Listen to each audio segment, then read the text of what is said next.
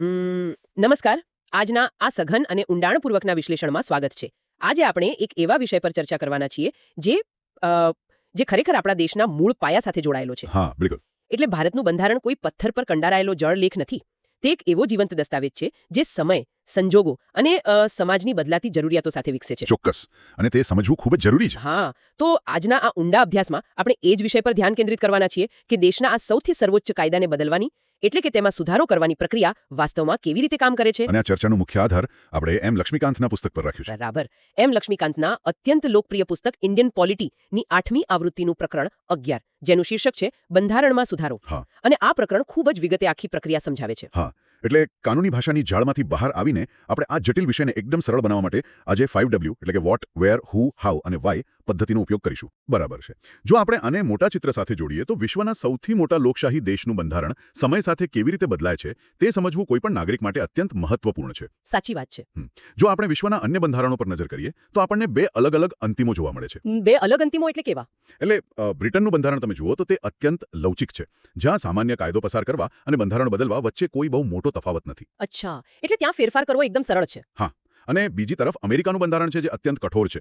ત્યાં જો એક નાનો ફેરફાર કરવો હોય તો પણ એક લાંબી અને જટિલ પ્રક્રિયામાંથી પસાર થવું પડે છે. બરાબર છે. ભારતનું બંધારણ આ બંનેનું એક ઉત્તમ મિશ્રણ પૂરું પાડે છે. તે ન તો બ્રિટન જેટલું સરળ છે, ન તો અમેરિકા જેટલું દુર્ગમ. એટલે આપણે આને 5W ફોર્મેટમાં ગોઠવીએ તો સૌથી પહેલા આવે છે વોટ, એટલે કે બંધારણીય સુધારો શું છે. બરાબર. એક સરળ ઉદાહરણ આપું તો જેમ આપણા સ્માર્ટફોનમાં સમય જતા સોફ્ટવેર અપડેટની જરૂર પડે છે, તેમ દેશના કાયદાના મૂળ પુસ્તકને અપડેટ કરવાની પ્રક્રિયા એટલે બંધારણીય સુધારો. બહુ સરસ ઉદાહરણ છે. અને પછી આવે છે વેર, એટલે કે આ વસ્તુ બંધારણમાં ક્યાં આપેલી છે. હા, તે કયા ભાગમાં છે? ભારતીય બંધારણના ભાગ 20માં ભાગ 20ની અંદર કલમ 368 એટલે કે આર્ટિકલ 368 હેઠળ સંસદને બંધારણમાં સુધારો કરવાની સત્તા અને તેની પ્રક્રિયા આપવામાં આવી છે. બરાબર.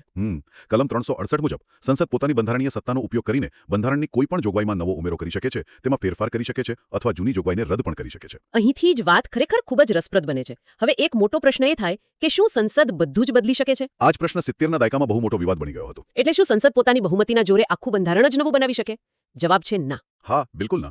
અને આ સમજવા માટે આપણે 1973ના ઐતિહાસિક કેશવાનંદ ભારતી કેસને યાદ કરવો પડે. બરાબર. કેશવાનંદ ભારતી કેસ સુપ્રીમ કોર્ટે આ કેસમાં ચુકાદો આપ્યો હતો કે સંસદ કલમ 368 હેઠળ સુધારો તો કરી શકે છે, પરંતુ બંધારણના મૂળભૂત માળખાને એટલે કે બેઝિક સ્ટ્રક્ચરને બદલી કે નષ્ટ કરી શકે નહીં. આ ખરેખર ન્યાયતંત્ર દ્વારા સ્થાપિત એક અત્યંત મહત્વપૂર્ણ નિયંત્રણ છે. હા, કારણ કે તેનાથી લોકશાહી, ન્યાયતંત્રની સ્વતંત્રતા અને બિનસાંપ્રદાયિકતા જેવા પાયાના સિદ્ધાંતો સચવાઈ રહ્યા છે. બરાબર છે. એટલે મૂળભૂત માળખું સચવાવું જોઈએ. હવે આ વોટ અને વેર સમજ્યા પછી ચાલો આપણે હુ અને હાઉ પર જઈએ. બરાબર. પ્રક્રિયા કેવી રીતે થાય છે? હા, એટલે કે કલમ 368ની પ્રક્રિયામાં આ બિલ કોણ શરૂ કરી શકે અને તે કેવી રીતે પસાર થાય છે. તો સૌથી પહેલા હું પ્રક્રિયા કોણ શરૂ કરી શકે? હા, સુધારાની શરૂઆત માત્ર સંસદના કોઈ પણ ગૃહમાં એટલે કે લોકસભા અથવા રાજ્યસભામાં બિલ રજૂ કરીને જ થઈ શકે છે. અચ્છા, એટલે રાજ્યની વિધાનસભાઓ આ શરૂ ન કરી શકે? બિલકુલ નહીં. રાજ્યો પાસે આ પ્રક્રિયા શરૂ કરવાનો કોઈ અધિકાર નથી. અને આ બિલ રજૂ કોણ કરી શકે? માત્ર સરકારના મંત્રીઓ જ કે બીજા કોઈ પણ? અહીં એક બહુ રસપ્રદ વાત છે. આ બિલ કોઈ મંત્રી અથવા ખાનગી સભ્ય, જેને આપણે પ્રાઇવેટ મેમ્બર કહીએ છીએ, તે પણ રજૂ કરી શકે છે. ઓહ, એટલે વિપક્ષના કોઈ સભ્ય પણ જો ચાહે તો બંધારણીય સુધારાનો બિલ રજૂ કરી શકે? હા, કરી શકે. અને બીજું એ કે આના માટે રાષ્ટ્રપતિની પૂર્વ મંજૂરીની બિલકુલ જરૂર નથી હોતી. આ બહુ અગત્યનો મુદ્દો છે. હવે હું પછી આવે છે હાઉ.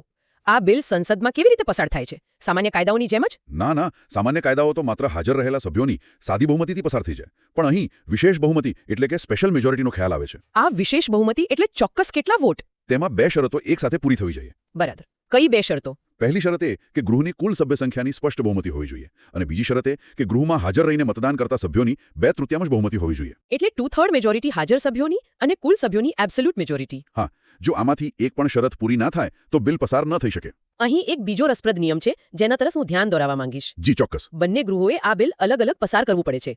સામાન્ય બિલોની જેમ અસંમતિના કિસ્સામાં સંયુક્ત બેઠક એટલે કે જોઈન્ટ સિટિંગ બોલાવવાની કોઈ જોગવાઈ આમાં નથી હોતી. હા, અને આ બહુ મોટો તફાવત છે, કારણ કે જો જોઈન્ટ સિટિંગ થાય તો લોકસભામાં સંખ્યા વધારે હોવાથી તેમનો પ્રભાવ પડી જાય. બરાબર. એટલે રાજ્યસભાનું મહત્વ જાળવવા આ નિયમ છે. બિલકુલ. અને જ્યારે ફેડરલ માળખાની એટલે કે ભારતની સંઘીય વ્યવસ્થાની વાત આવે ત્યારે તો રાજ્યોની ભૂમિકા પણ અગત્યની બની જાય છે. હા, જો સુધારો કેન્દ્ર અને રાજ્યો વચ્ચેની સત્તાને લગતો હોય તો માત્ર સંસદની બહુમતી પૂરતી નથી હોતી. સાચી વાત છે. આવા સમયે અડધા રાજ્યોની વિધાનસભાઓએ પણ તેને બહાલી આપવી પડે છે. પણ રાજ્યોએ પણ પેલી વિશેષ બહુમતીથી બિલ પસાર કરવું પડે? ના, રાજ્યોની વિધાનસભાઓએ તેને માત્ર સાદી બહુમતીથી જ મંજૂર કરવાનું હોય છે. એકવાર અડધા રાજ્યો સંમત થઈ જાય એટલે કામ પૂરું. બરાબર. હવે જ્યારે આ બિલ સંસદ અને જરૂર પડે તો રાજ્યોમાંથી પસાર થઈને રાષ્ટ્રપતિ પાસે જાય છે. અહીં એક મહત્વનો પ્રશ્ન ઊભો થાય છે. હા, શું રાષ્ટ્રપતિ આ બિલ રોકી શકે? બરાબર. અને તેનો સ્પષ્ટ જવાબ છે ના. ના, એટલે તેમણે ફરજિયાત સહી કરવી પડે. હા, 1971ના 24મા બંધારણીય સુધારા ધારા મુજબ રાષ્ટ્રપતિ માટે આવા બિલને મંજૂરી આપવી ફરજિયાત બનાવવામાં આવી છે. અચ્છા, તેઓ તેને પોતાની પાસે અનિશ્ચિત સમય સુધી રાખી શકતા નથી કે પુનર્વિચાર માટે સંસદને પાછું પણ મોકલી શકતા નથી. એટલે એકવાર તેમની સહી થાય પછી તે ઔપચારિક રીતે એક્ટ બની જાય છે. બિલકુલ. ચાલો આ બાબતને એકદમ સરળ રીતે સમજીએ. બંધારણમાં સુધારો કરવાની 3 અલગ અલગ રીતો છે જે વિષયની ગંભીરતા પર આધારિત છે. હા, આ વર્ગીકરણ ખૂબ જ અગત્યનું છે. પહેલો પ્રકાર છે સાદી બહુમતીથી સુધારો. હા, અને ટેકનિકલી જોઈએ તો આ પ્રક્રિયા કલમ 368ની સીમાની બહાર રાખવામાં આવી છે. એટલે આ સામાન્ય કાયદા બનાવવા જેવી જ પ્રક્રિયા છે, બરાબર ને? હા, બિલકુલ. તેમાં નવા રાજ્યોની રચના કરવી હોય, રાજ્યની સીમાઓ બદલવી હોય કે પછી રાજ્ય વિધાન પરિષદની રચના કે નાબૂદી કરવી હોય. અને પગાર ભથ્થા, સંસદમાં કોરમ, નાગરિકતા, ચૂંટણીઓ અને સીમાંકન જેવા વિષયો પણ આમાં જ આવે છે. હા, અને 5મી અને 6ઠ્ઠી અનુસૂચિના વહીવટના વિષયો પણ આ જ સાદી બહુમતીથી બદલી શકાય છે. બરાબર છે. હવે બીજો પ્રકાર છે સંસદની વિશેષ બહુમતીથી સુધારો. આ સૌથી વધારે વપરાતો પ્રકાર છે. હા, જેમાં બંધારણના બહુ મહત્વપૂર્ણ વિષયો આવે છે. જેમ કે મૂળભૂત અધિકારો એટલે કે ફંડામેન્ટલ રાઇટ્સ અને રાજ્યનીતિના માર્ગદર્શક સિદ્ધાંતો ડીપીએસપી. હા, આમાં જો કોઈ ફેરફાર કરવો હોય તો સંસદના બંને ગૃહોની વિશેષ બહુમતી અનિવાર્ય છે. અને ત્રીજી અને સૌથી કઠોર શ્રેણી છે વિશેષ બહુમતી વત્તા અડધા રાજ્યોની સંમતિ. હા, આ શ્રેણીનું મહત્વ એટલા માટે વધારે છે કારણ કે તે દેશના સંઘીય માળખાને સાચવે છે. બરાબર. કોઈ ઉદાહરણ આપી શકીએ આપણે? ચોક્કસ. રાષ્ટ્રપતિની ચૂંટણી, સુપ્રીમ કોર્ટ અને હાઈકોર્ટ, કેન્દ્ર અને રાજ્યો વચ્ચે ધારાકીય સત્તાઓની વહેંચણી અને 7મી અનુસૂચિની કોઈ પણ યાદી, આ બધામાં રાજ્યોની સંમતિ જોઈએ. અને મને યાદ આવે છે કે આનું એક બહુ મોટું ઉદાહરણ તાજેતરમાં જ જોવા મળ્યું હતું. હા, 2016માં 101મો બંધારણીય સુધારો કાયદો. હા, જીએસટી માટેનો. બિલકુલ. જેના દ્વારા goods and service tax council એટલે કે જીએસટી કાઉન્સિલ આર્ટિકલ 279A ઉમેરવામાં આવી. આના માટે દેશના અડધા રાજ્યોની મંજૂરી લેવી પડી હતી. અને સૌથી મોટી વાત તો એ છે કે ખુદ કલમ 368માં જ સુધારો કરવો હોય તો પણ આ જ કઠોર પ્રક્રિયા અપનાવવી પડે છે. હા, એ ખરેખર બહુ જ રસપ્રદ જોગવાઈ છે. હવે આપણે 5W ના છેલ્લા W એટલે કે Y પર આવીએ. બરાબર. શા માટે તેની ટીકા થાય છે? હા, કારણ કે કોઈ પણ વ્યવસ્થા સંપૂર્ણ નથી હોતી. ટીકાકારોના દૃષ્ટિકોણથી જોઈએ તો આ પ્રક્રિયામાં કેટલીક ખામીઓ પણ છે. લક્ષ્મીકાંતના પુસ્તકમાં આ ટીકાઓનું બહુ તાર્કિક પૃથ્થકરણ કરવામાં આવ્યું છે. બરાબર. સૌથી પહેલી સરખામણી અમેરિકા સાથે થાય છે.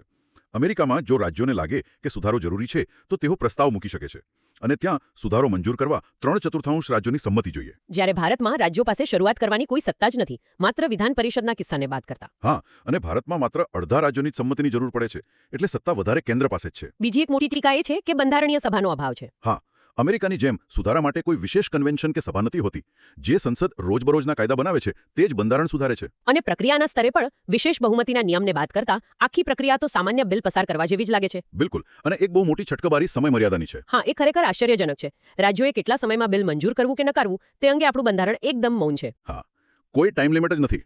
અને ધારો કે કોઈ રાજ્ય મંજૂરી આપ્યા પછી પાછળહટ કરવા માંગે, પોતાનો નિર્ણય બદલવા માંગે, તો શું? તેનો પણ કોઈ જવાબ નથી. અને પેલી ડેડલોકની વાત તો આપણે કરી જ કે સંયુક્ત બેઠકની કોઈ જોગવાઈ નથી. હા, ડેડલોકનો કોઈ ઉકેલ નથી. અને આ બધી જોગવાઈઓ ખૂબ જ સંક્ષિપ્ત એટલે કે સ્કેચી છે. જેનાથી શું થાય છે કે ન્યાયતંત્રની દખલગીરીનો અવકાશ વધી જાય છે. બરાબર. વારંવાર અર્થઘટન માટે કોર્ટમાં જવું પડે છે. તો આ બધી ટીકાઓ સામે બચાવ પક્ષની પણ કેટલીક દલીલો છે જ. ચોક્કસ.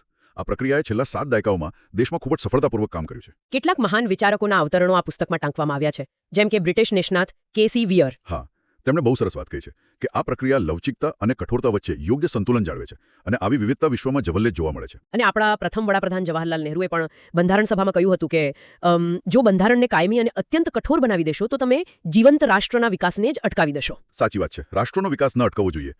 અને ડોક્ટર બી આર આંબેડકરના શબ્દો પણ અહીં યાદ કરવા જોઈએ. હા, તેમણે શું કહ્યું હતું? તેમણે બંધારણ સભામાં સ્પષ્ટ કર્યું હતું કે અમેરિકા કે કેનેડાની જેમ પ્રક્રિયાને અઘરી બનાવવાને બદલે આપણે એક સરળ પ્રક્રિયા પૂરી પાડી છે. બરાબર, એટલે કે ફસાઈલ પ્રક્રિયા. હા, જેથી ભવિષ્યની પેઢીઓ પોતાની જરૂરિયાત મુજબ તેમાં પરિવર્તન લાવી શકે.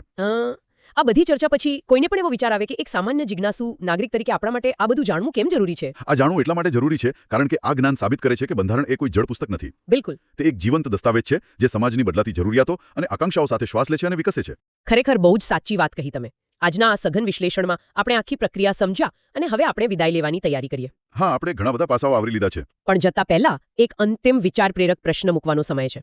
ચોક્કસ. આજે આપણે મૂળભૂત માળખા એટલે કે બેઝિક સ્ટ્રક્ચરના સિદ્ધાંત વિશે જાણ્યું, જેણે અત્યાર સુધી બંધારણને રાજકીય મનમાનીથી બચાવ્યું છે. હા, બિલકુલ બચાવ્યું છે. પરંતુ વિચારવા જેવો પ્રશ્ન એ છે કે શું ભવિષ્યમાં માનો કે 100 કે 200 વર્ષ પછી જ્યારે સમાજની જરૂરિયાતો સંપૂર્ણપણે બદલાઈ ગઈ હશે, બરાબર, ત્યારે શું આ મૂળભૂત માળખાનો સિદ્ધાંત જ દેશના કોઈ અત્યંત આવશ્યક અને ક્રાંતિકારી પરિવર્તનમાં સૌથી મોટો અવરોધ બની શકે ખરો? આ ખરેખર બહુ જ ગંભીર અને વિચારવા જેવો પ્રશ્ન છે. શું રક્ષણાત્મક કવચ જ ભવિષ્યમાં વિકાસની સાંકળ બની જશે? હા, આ એક એવો પ્રશ્ન છે જેના પર આ ચર્ચા સાંભળનાર દરેક જાગૃત નાગરિકે પોતાની જાતે વિચાર કરવો રહ્યો અને વધુ અન્વેષણ કરવું રહ્યું. ચોક્કસપણે. તો આ સાથે જ આપણે આજના આ ઊંડાણપૂર્વકના વિશ્લેષણનું અહીં સમાપન કરીએ છીએ. આપનો સમય આપવા બદલ આભાર. નમસ્કાર. નમસ્કાર. જોવા બદલ આભાર.